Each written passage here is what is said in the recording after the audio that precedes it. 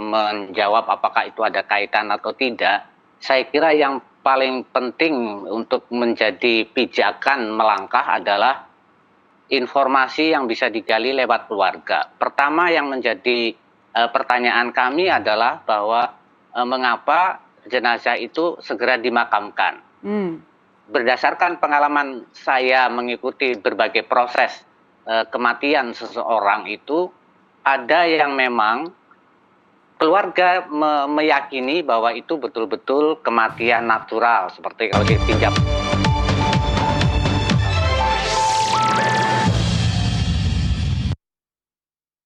Kembali bersama kami di NTV Dialog Prime, pemirsa, menyikap misteri kematian pegawai ex Jampitsus. Masih bersama kami ketiga narasumber, ada Bang Nasir Jamil, Pak Suprapto, dan Mas Reza Indragiri Amril. Saya ingin ke Bang Nasir tadi ya, menyikap misteri kematian pegawai ex Jampitsus. Seperti apa sih pengawasan yang dilakukan Komisi 3 ya, agar proses pengungkapan juga bisa berjalan dengan optimal? Jika pengungkapan berjalan lambat, apakah dari Komisi 3 nantinya akan bisa jadi ya ada agenda untuk memanggil pihak kepolisian, Bang Nasir? Iya, jadi memang DPR saat ini sedang memasuki masa reses. Para anggota mungkin sudah pergi ke daerah pemilihan mereka masing-masing, tapi memang kami senantiasa menitipkan harapan agar kasus yang terjadi ini bisa dilakukan proses secara transparan, objektif. Ya, meskipun barangkali antara satu dengan satu yang lainnya atau dua hal ini tidak punya satu kaitan atau sebab akibat. Tetapi karena yang meninggal itu adalah diduga karunganya mantan Jampitsus, tentu kan sekali lagi saya ingin katakan bahwa spekulasi itu akan kemana-mana begitu, dan tentu ini bukan bahagian dari kriminal khusus ya, ini kriminal umum. Tapi itu kan bisa membantu terkait dengan apa yang sedang didalami oleh dialami maksud saya mantan Jampitsus tersebut. Jadi bisa saya Saudara Reza tadi mengatakan bahwa bagaimana agar ada kolaborasi antara KPK kemudian polisi, kejaksaan ya untuk mendalami ini ya, dan saya pikir itu bisa saja dilakukan, dan kalaupun itu dilakukan itu akan lebih baik bagi institusi ini dalam konteks membuka kotak Pandora terkait misteri tadi. Jadi menarik sebenarnya ini kalau bisa diungkap dengan ilmu pengetahuan seperti yang saya katakan tadi. Kami dari Komisi 3 mendorong aparat penegak hukum untuk segera ya melakukannya dengan cepat, dengan tepat, objektif, transparan, akuntabel, sehingga kemudian dapat dipertanggungjawabkan kepada masyarakat.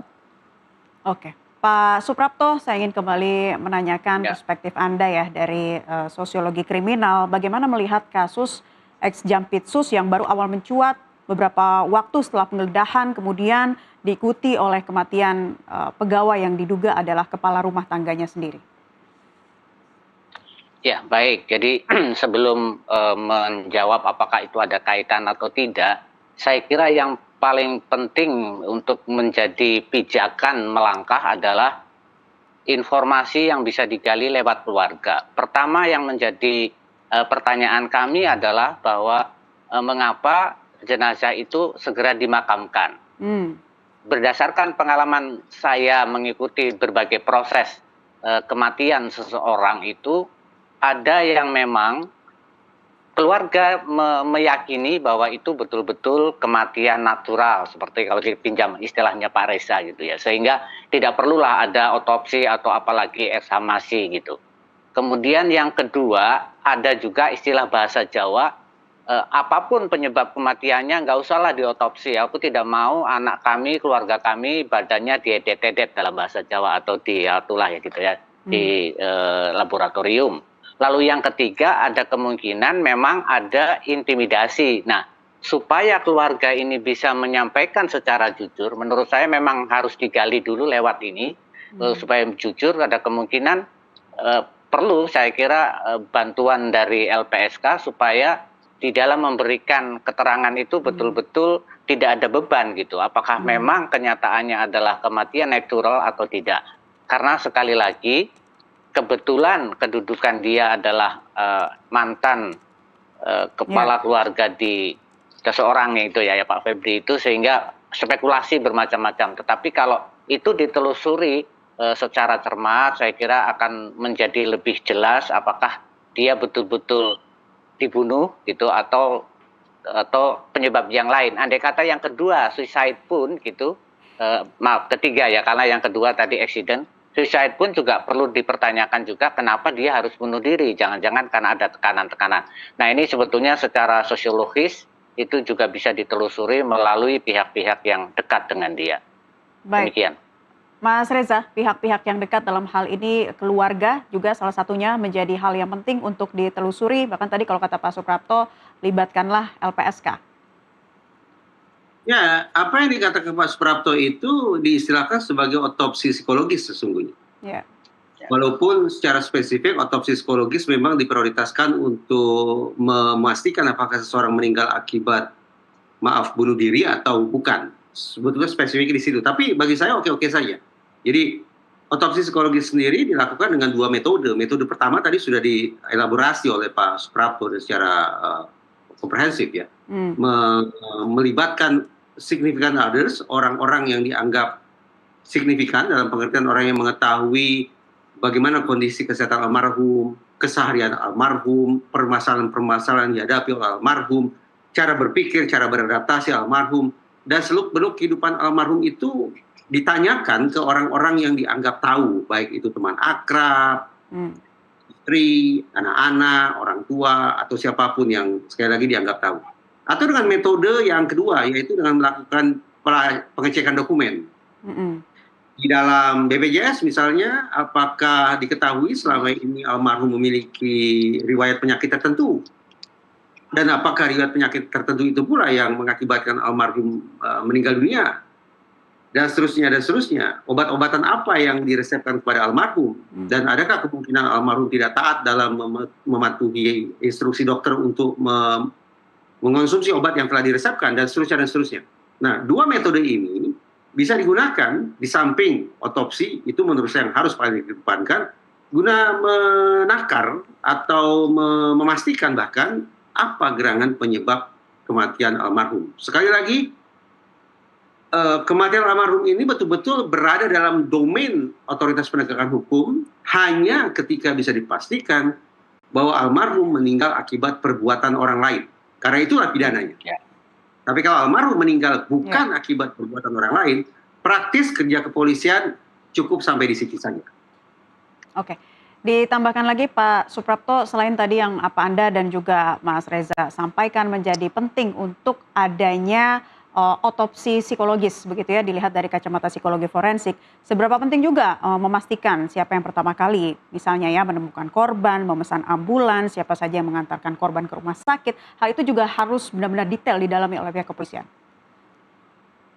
Iya, jadi saya kira memang orang yang pertama menemukan, apalagi kemudian dia memesan ambulan, lalu membawa ke rumah sakit dan mengikuti proses serah terima jenazah, saya kira perlu sekali didalami, gitu, digali informasi yang betul-betul diketahui oleh dia untuk melengkapi apa yang tadi saya sampaikan, informasi dari keluarga tentang kondisi kesehatan dan kondisi-kondisi kehidupan lainnya yang berkaitan dengan kehidupan dia sehari-hari sebelum dia mengalami musibah ini.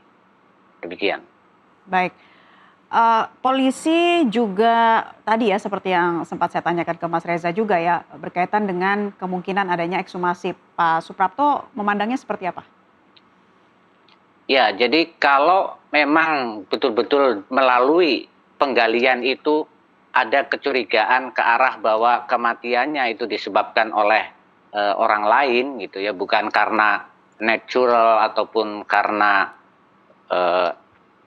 accident gitu, saya kira itu mungkin perlu dilakukan. Tetapi kalau misalnya tidak sampai ada tanda-tanda atau indikasi ke arah sana, saya kira ya saya setuju dengan Pak Reza, sudah selesailah dengan penjelasan bahwa itu memang kematiannya wajar atau kematiannya memang natural gitu. Baik.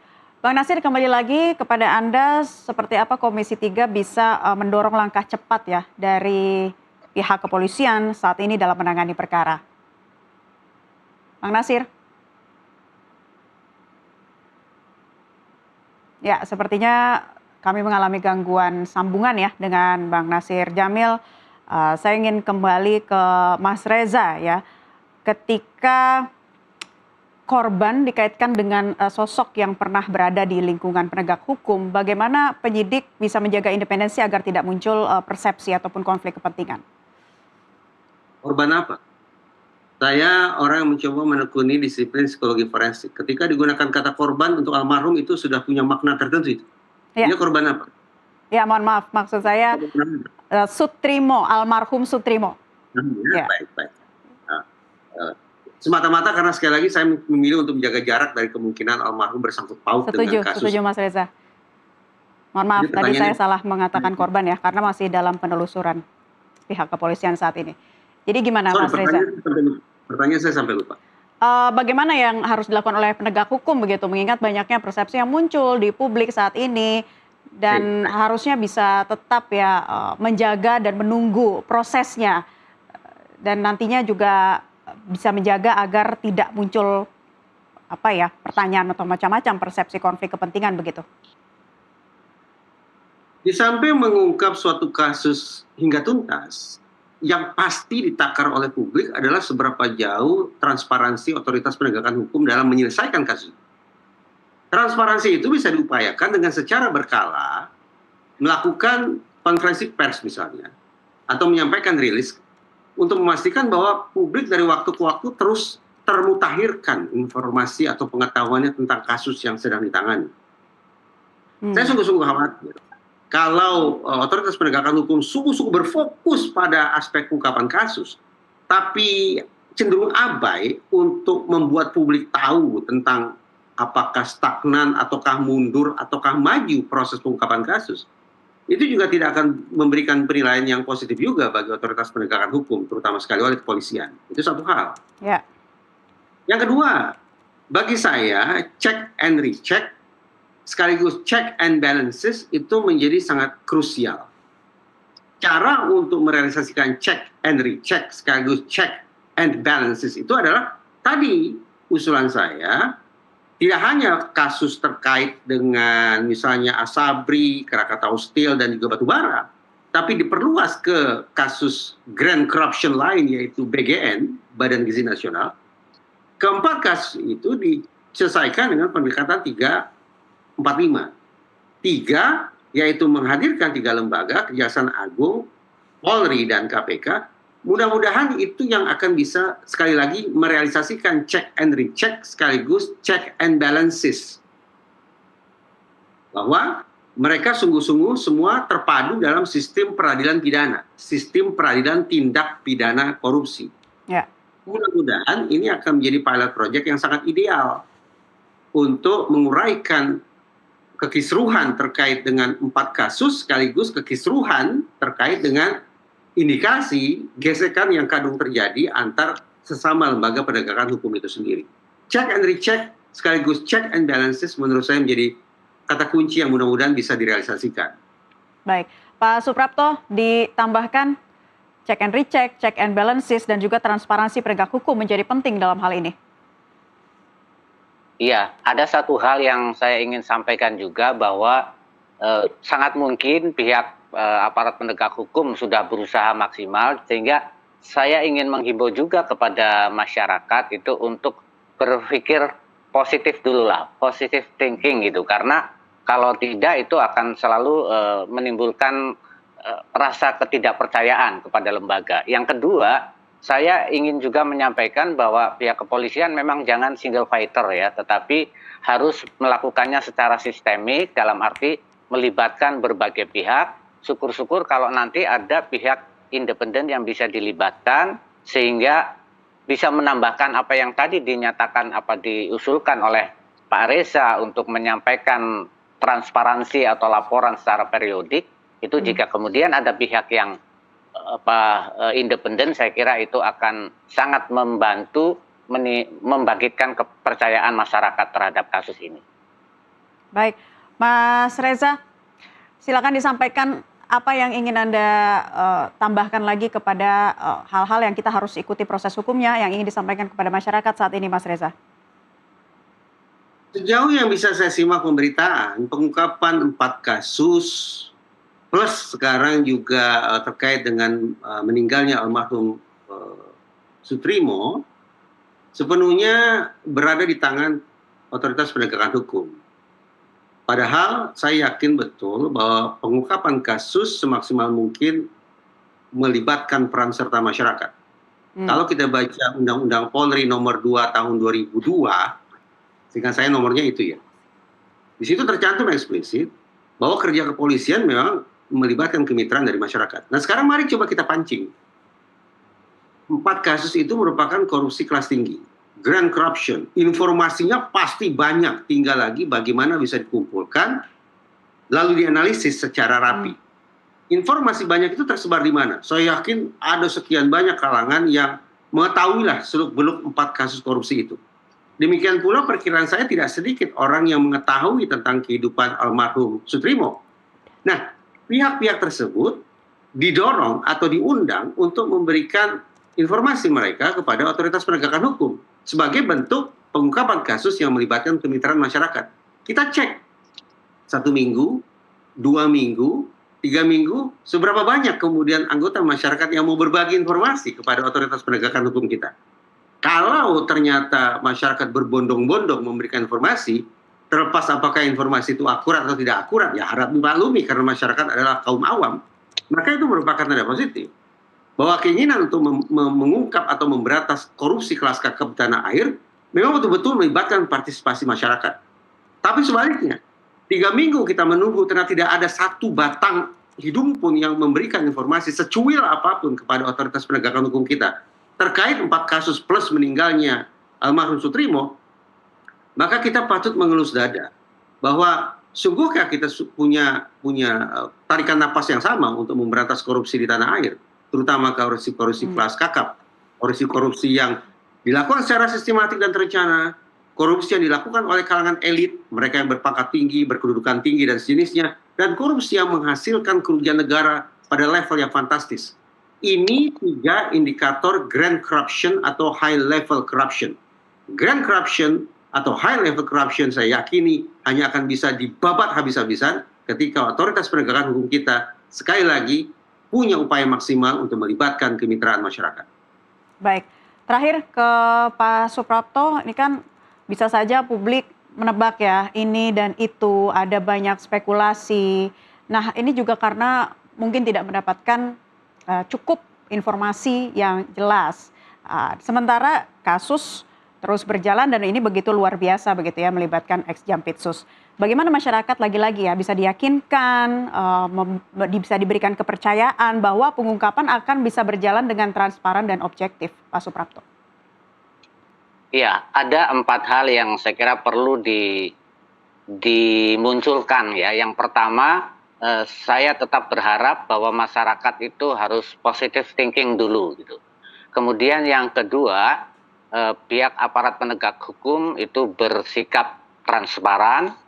Yang kemudian ketiga diikuti dengan laporan secara periodik, dan yang keempat memang harus melakukan penanganan ini secara sistemik melibatkan pihak-pihak yang dimungkinkan bisa membantu menjawab pertanyaan yang sekarang ini sedang kita coba gali tentang penyebab kematiannya, dan jangan lupa tetap melibatkan keluarga, masyarakat dan teman dekat mereka. Demikian. Baik, terima kasih para narasumber atas perspektifnya di kesempatan NTV Dialog Prime hari ini. Pak Suprapto, sosiolog kriminal dan dosen Purna UGM. Mas Reza Indragiri Amril, pakar psikologi forensik, sudah bergabung bersama kami. Selamat beraktivitas kembali.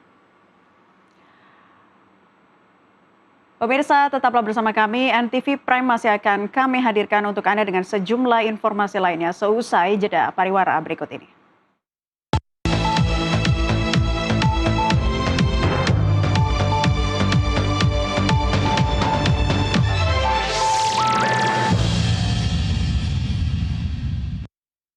Setiap berita ada makna yang perlu dipahami tentang perubahan, harapan, dan dinamika yang terjadi di sekitar kita.